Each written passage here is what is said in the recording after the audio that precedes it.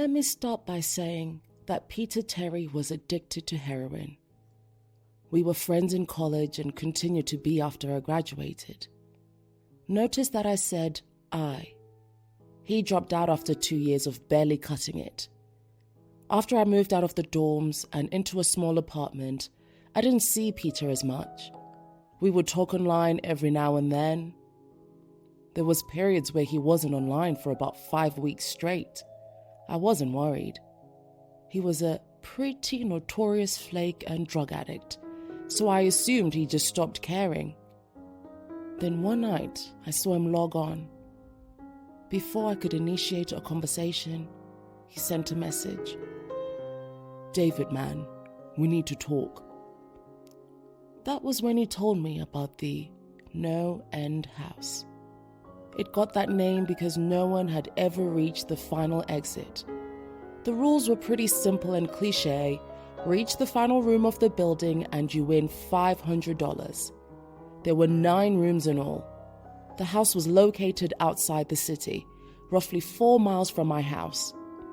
Apparently, Peter had tried and failed. He was a heroin and who knows what the fuck addict. So I figured the drugs got the best of him and he wigged out as the paper ghost or something. He told me it would be too much for anyone, that it was unnatural. I didn't believe him. I told him I would check it out, and the next night, and no matter how hard he tried to convince me otherwise, 500 sounded too good to be true. I had to go. I set out the following night. When I arrived, I immediately noticed something strange about the building.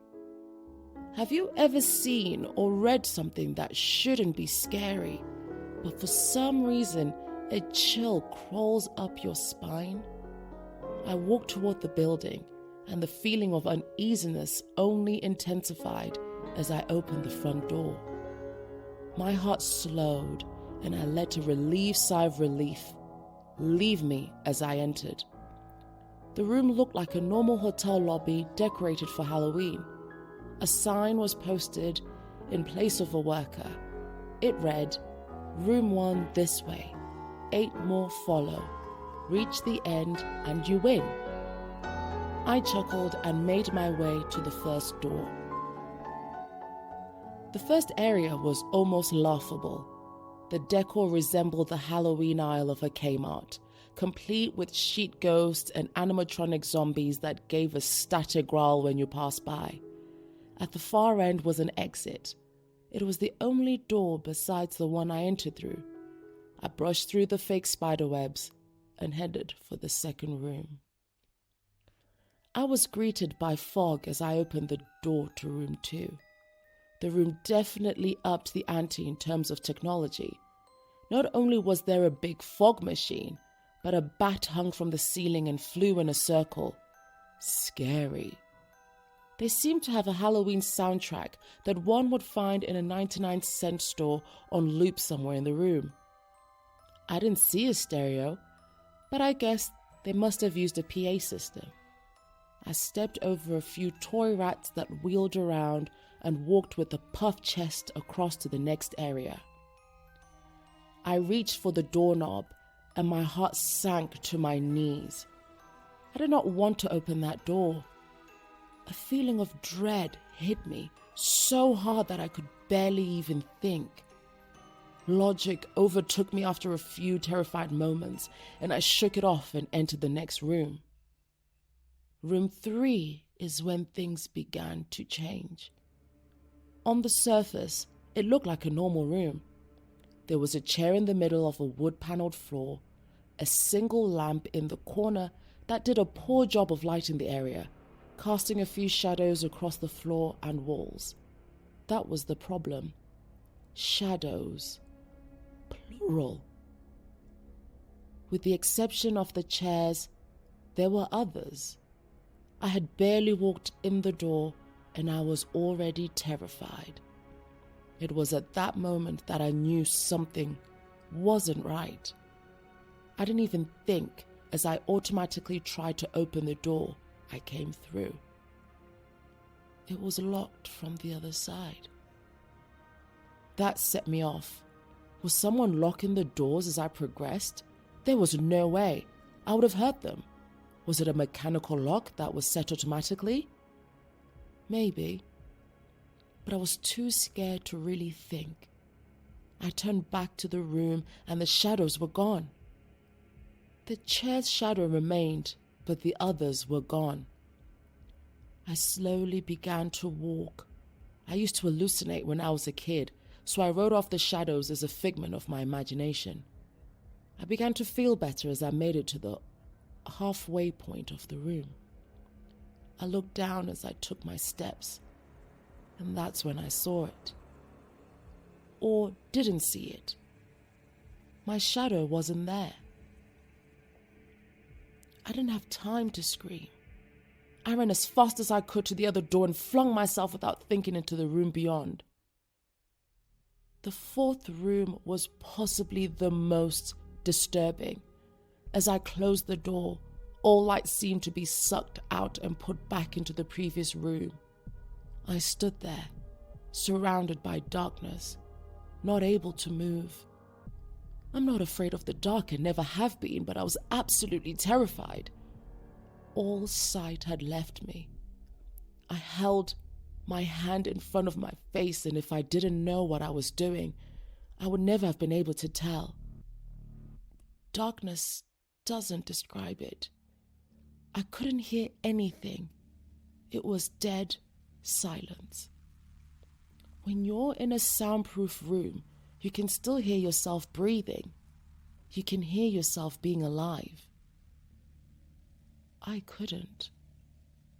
I began to stumble forward after a few moments, my rapidly beating heart the only thing I could feel. There was no door in sight. Wasn't even sure there was one this time. The silence was then broken by a low hum. I felt something behind me. I spun around wildly but could barely even see my nose. I knew it was there though, regardless of how dark it was. I knew something was there. The hum grew louder, closer. It seemed to surround me, but I knew whatever was causing the noise was in front of me, inching closer. I took a step back. I'd never felt that kind of fear. I can't really describe true fear. I wasn't even scared I was going to die. I was scared of what the alternative was.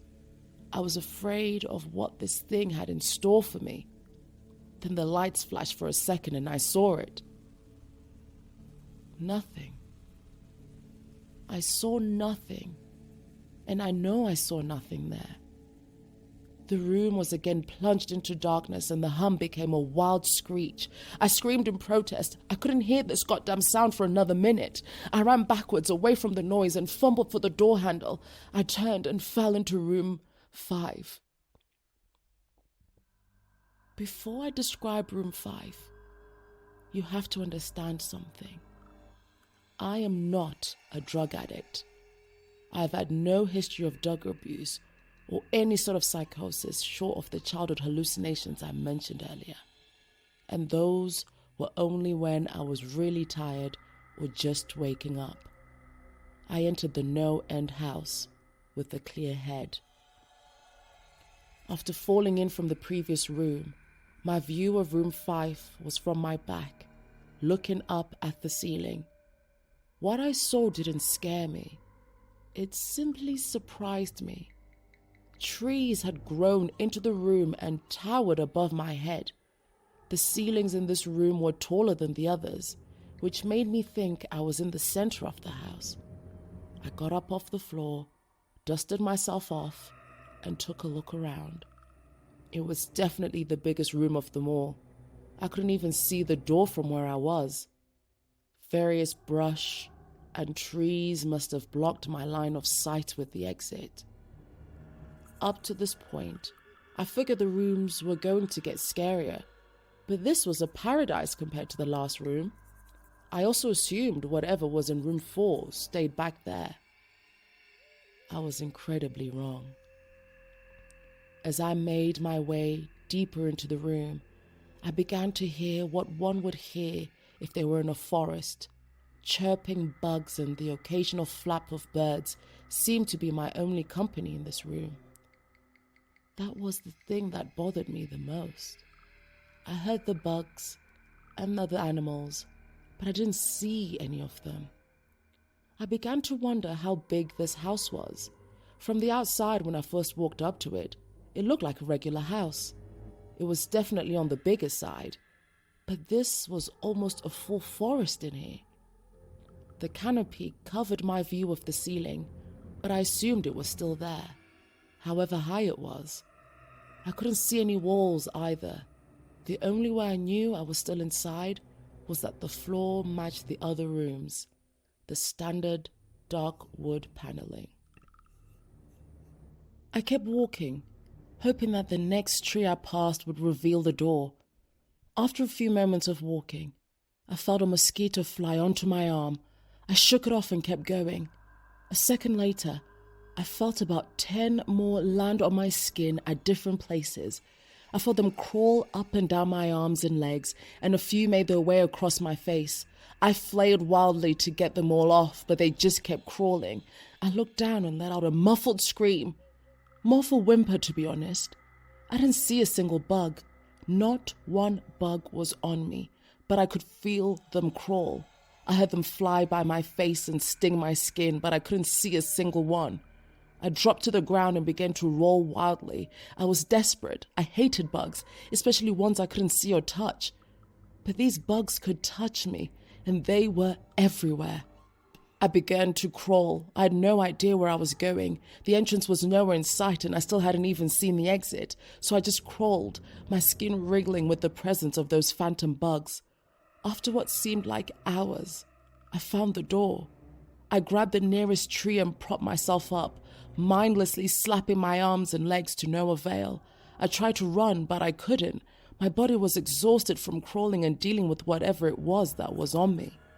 I took a few shaky steps to the door, grabbing each tree on the way for support. It was only a few feet away when I heard it. The low hum from before. It was coming from the next room, and it was deeper. I could almost feel it inside my body, like when you stand next to an amp at a concert. The feeling of the bugs on me lessened as the hum grew louder. As I placed my hand on the doorknob, the bugs were completely gone, but I couldn't bring myself to turn the knob. I knew that if I let go, the bugs would return, and there was no way I would make it back to room 4. I just stood there, my head pressed against the door marked 6, and my hand shakily grasping the knob. The hum was so loud I couldn't even hear myself pretend to think. There was nothing I could do but move on. Room 6 was next, and room 6 was hell. I closed the door behind me, my eyes held shut and my ears ringing. The hum was surrounding me. As the door clicked into place, the hum was gone. I opened my eyes in surprise at the door I had shut was gone. It was just a wall now. I looked around in shock. The room was identical to room 3, the same chair and lamp, but with the correct amount of shadows this time. The only real difference was that there was no exit door, and the one I came in through was gone. As I said before, I had no previous issues in terms of mental instability, but at the moment, I fell into what I now know was insanity. I didn't scream. I didn't make a sound. At first, I scratched softly. The wall was tough, but I knew the door was there somewhere. I just knew it was. I scratched at where the doorknob was. I clawed at the wall frantically with both hands, my nails being filed down to the skin against the wood. I fell silently to my knees. The only sound in the room was the incessant scratching against the wall. I knew it was there. The door was there. I knew it was just there. I knew if I could just get past this wall. "Are you all right?" I jumped off the ground and spun in one motion. I leaned against the wall behind me and I saw what it was that spoke to me. To this day, I regret ever turning around. There was a little girl. She was wearing a soft white dress that went down to her ankles. She had long blonde hair to the middle of her back and white skin and blue eyes. She was the most frightening thing I had ever seen, and I know that nothing in my life will ever be as unnerving as what I saw in her. While looking at her, I saw something else. Where she stood, I saw what looked like a man's body, only larger than normal and covered in hair. He was naked from the head to toe, but his head was not human and his toes were hooves. It wasn't the devil, but at that moment it might as well have been. The form had the head of a ram and the snout of a wolf. It was horrifying, and it was synonymous with the little girl in front of me. They were the same form. I can't really describe it, but I saw them at the same time. They shared the same spot in that room, but it was like looking at two separate dimensions. When I saw the girl, I saw the form, and when I saw the form, I saw the girl. I couldn't speak. I could barely even see. My mind was revolting against what it was attempting to process. I had been scared before in my life, and I'd never even been more scared than when I was trapped in the 4th room. But that was before room 6.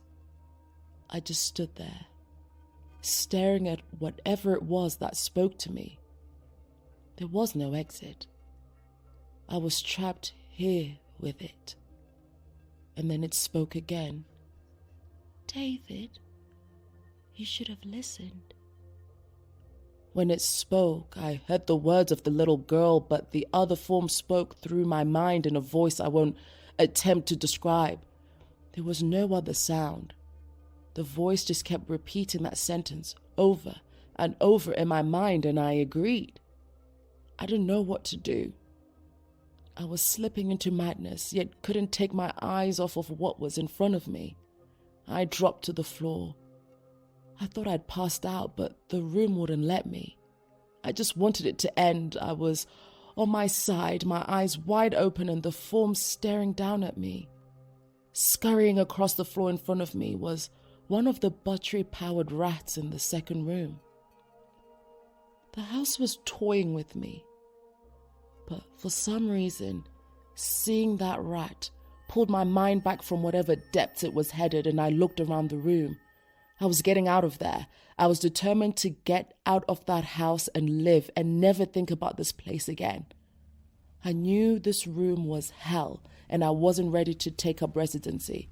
At first, it was just my eyes that moved. I searched the walls for any kind of opening. The room wasn't that big, so it didn't take long to soak up the entire layout. The demon still taunted me, the voice growling louder as the form stayed rooted where it stood. I placed my hand on the floor, lifted myself up to all 4, and turned to scan the wall behind me. Then I saw something I couldn't believe. The form was now right at my back, whispering into my mind how I shouldn't have come. I felt its breath on the back of my neck, but I refused to turn around. A large rectangle was scratched into the wood, with the small dent chipped away in the center of it. Right in front of my eyes, I saw the large 7 I'd mindlessly etched into the wall. I knew what it was. Room 7 was just beyond that wall where room 5 was, moments ago. I don't know how I had done it. Maybe it was just my state of mind at the time. But I'd created the door. I knew I had. In my madness, I'd scratched into the wall what I needed the most and exit to the next room. Room 7 was close. I knew the demon was right behind me, but for some reason it couldn't touch me. I closed my eyes and placed both hands on the large 7 in front of me. I pushed. I pushed as hard as I could. The demon was now screaming in my ear. It told me I was never leaving. It told me that this was the end, but I wasn't going to die. I was going to live there in room 6 with it. I wasn't. I pushed and screamed at the top of my lungs. I knew I was going to push through the wall eventually. I clenched my eyes shut and screamed, and the demon was gone. I was left in silence. I turned around slowly and was greeted by the room as it was when I entered. Just a chair and a lamp. I couldn't believe it, but I didn't have time to. Well, I turned back to the 7 and jumped back slightly. What I saw was a door. It wasn't the one I had scratched in, but a regular door with a large 7 on it. My whole body was shaking. It took me a while to turn the knob. I just stood there for a while staring at the door. I couldn't stay in room 6. I just couldn't. But if this was only room 6, I couldn't imagine what 7 had in store. I must have stood there for an hour just staring at the 7. Finally, with a deep breath, I twisted the knob and opened the door to room 7. I stumbled through the door, mentally exhausted and physically weak. The door behind me closed and I realized where I was. I was outside. Not outside like room 5, but actually outside. My eyes stung. I wanted to cry. I fell to my knees and tried, but I couldn't. I was finally out of that hell. I didn't even care about the prize that was promised. I turned and saw that the door I just went through was the entrance. I walked to my car and drove home, thinking of how nice a shower sounded. As I pulled up to my house, I felt uneasy. The joy of leaving NoEnd House had faded and dread was slowly building in my stomach. I shook it off as residual from the house and made my way to the front door. I entered and immediately went up to my room. There on my bed was my cat, Baskerville. He was the first living thing I'd seen all night, and I reached to pet him. He hissed and swiped at my hand. I recoiled in shock, as he had never acted like that. I thought, whatever, he's an old cat. I jumped in the shower and got ready for what I was expecting to be a sleepless night. After my shower, I went to the kitchen to make something to eat. I descended the stairs and turned into the family room. What I saw would be forever burned into my mind. However, my parents were lying on the ground, naked and covered in blood. They were mutilated to near unidentifiable states. Their limbs were removed and placed next to their bodies, and their heads were placed on their chests, facing me. The most unsettling part was their expressions. They were smiling, as though they were happy to see me. I vomited and sobbed there in the family room.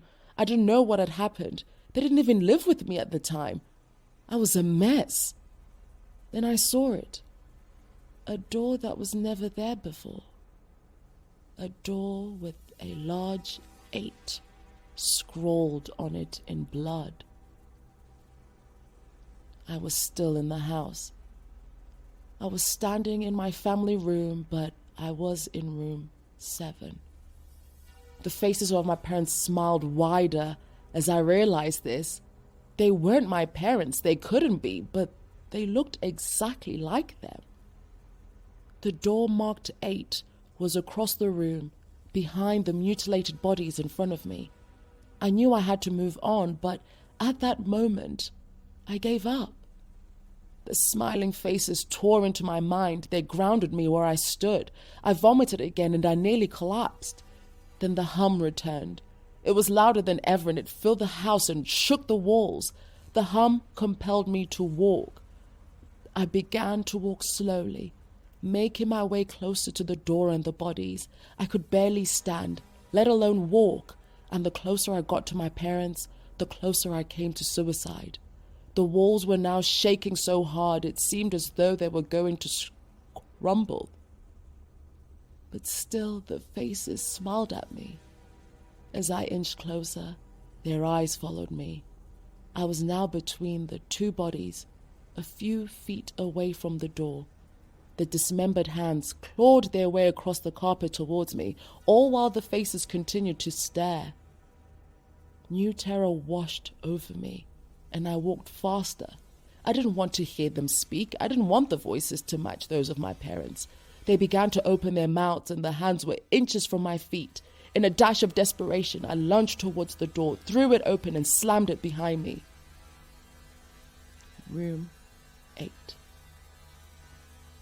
I was done. After what I'd just experienced, I knew there wasn't anything else this fucking house could throw at me that I couldn't live through. There was nothing short of the fires of hell that I was ready for. Unfortunately, I underestimated the abilities of NoEnd House. Unfortunately, things got more disturbing, more terrifying, and more unspeakable in Room 8. I still have trouble believing what I saw in Room 8. Again, the room was a carbon copy of Rooms 3 and 6, but sitting in the usually empty chair was a man. After a few seconds of disbelief, my mind finally accepted the fact that the man sitting in the chair was me. Not someone who looked like me. It was David Williams. I walked closer. I had to get a better look, even though I was sure of it. He looked up at me, and I noticed tears in his eyes. Please don't do it. Please don't hurt me. What? I asked.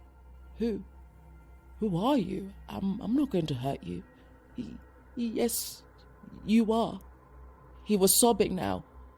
You're going to hurt me, and I don't want you to.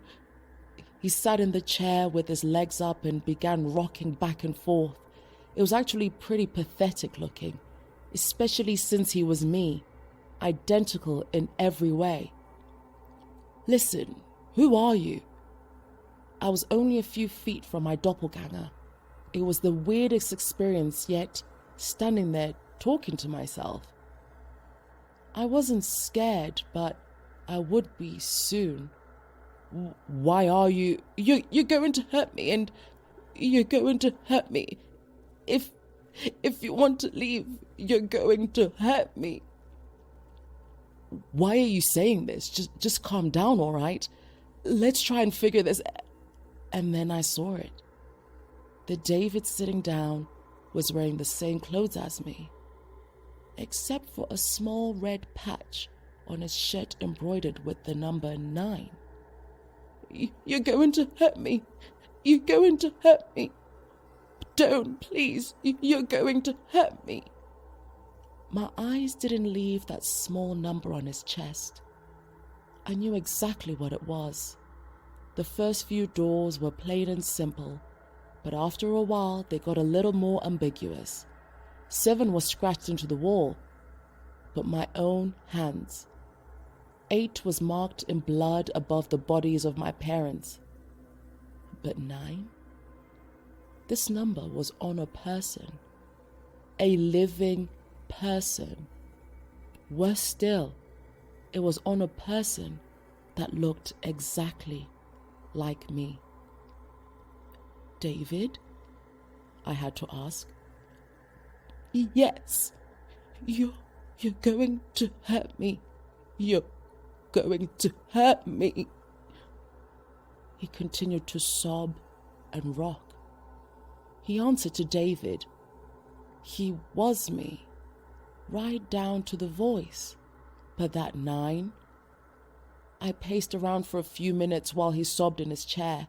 The room had no door, and similarly to room 6, the door I came through was gone. For some reason, I assumed that scratching would get me nowhere this time. I studied the walls and floor around the chair, sticking my head underneath and seeing if anything was below. Unfortunately, there was. Below the chair was a knife. Attached was a tag that read, "To David from management." The feeling in my stomach as I read that tag was something sinister. I wanted to throw up, and the last thing I wanted to do was remove that knife from under the chair. The other David was still sobbing uncontrollably. My mind was spinning into an attic of unanswerable questions. Who put this here, and how did they get my name? Not to mention the fact that as I knelt on the cold wood floor, I also sat in that chair, sobbing in protest of being hurt by myself. It was all too much to process. The house and the management had been playing with me this whole time. My thoughts, for some reason, turned to Peter and whether or not he got this far. If he did, if he met a Peter Terry sobbing in this very chair, rocking back and forth, I shook those thoughts out of my head. They didn't matter. I took the knife from under the chair, and immediately the other David went quiet. "David," he said in my voice, "what do you think you're going to do?" I lifted myself from the ground and clenched the knife in my hand. "I'm going to get out of here." David was still sitting in the chair, though he was very calm now. He looked up at me with a slight grin. I couldn't tell if he was going to laugh or strangle me. Slowly, he got up from the chair and stood facing me. It was uncanny. His height and even the way he stood matched mine. I felt the rubber hilt of the knife in my hand and gripped it tighter. I don't know what I was planning on doing with it, but I had a feeling I was going to need it. Now, his voice was slightly deeper than my own. "I'm going to hurt you.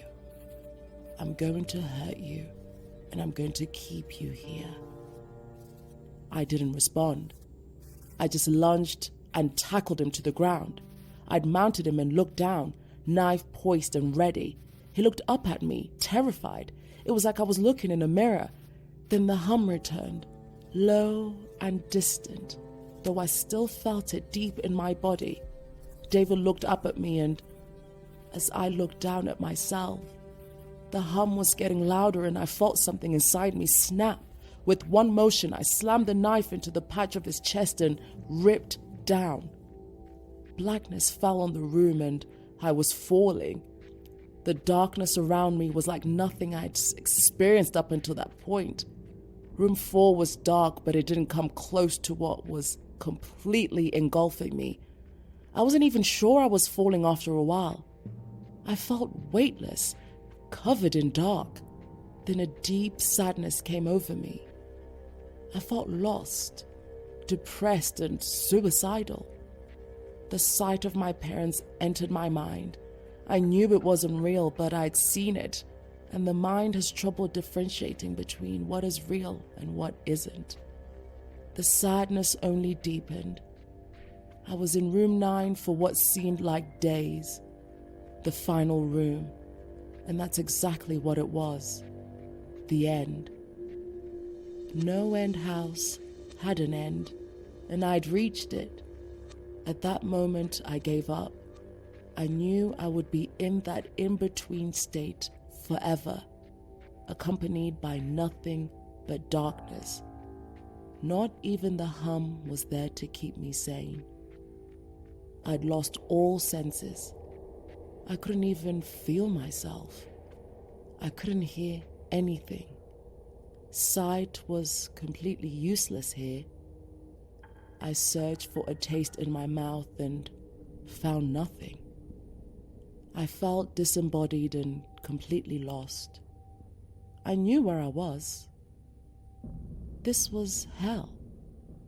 Room 9 was hell. Then it happened. A light. One of those stereotypical lights at the end of the tunnel. I felt ground come up from below me, and I was standing. After a moment or two of gathering my thoughts and senses, I slowly walked towards that light. As I approached the light, it took form. It was a vertical slit down the side of an unmarked door. I slowly walked through the door and found myself back where I started, the lobby of NoEnd House. It was exactly how I left it, still empty, still decorated with childish Halloween decorations. After everything that had happened that night, I was still wary of where I was. After a few moments of normalcy, I looked around the place, trying to find anything different. On the desk was a plain white envelope with my name handwritten on it.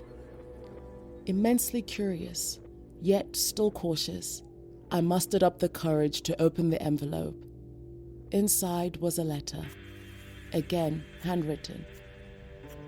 David Williams, congratulations. You have made it to the end of NoEnd House. Please accept this prize as a token of great achievement. Yours forever, Management. With the letter were 5 $100 bills. I couldn't stop laughing. I laughed for what seemed like hours. I laughed as I walked out to my car and laughed as I drove home. I laughed as I pulled into my driveway. I laughed as I opened my front door to my house and laughed as I saw the small 10 etched into the wood.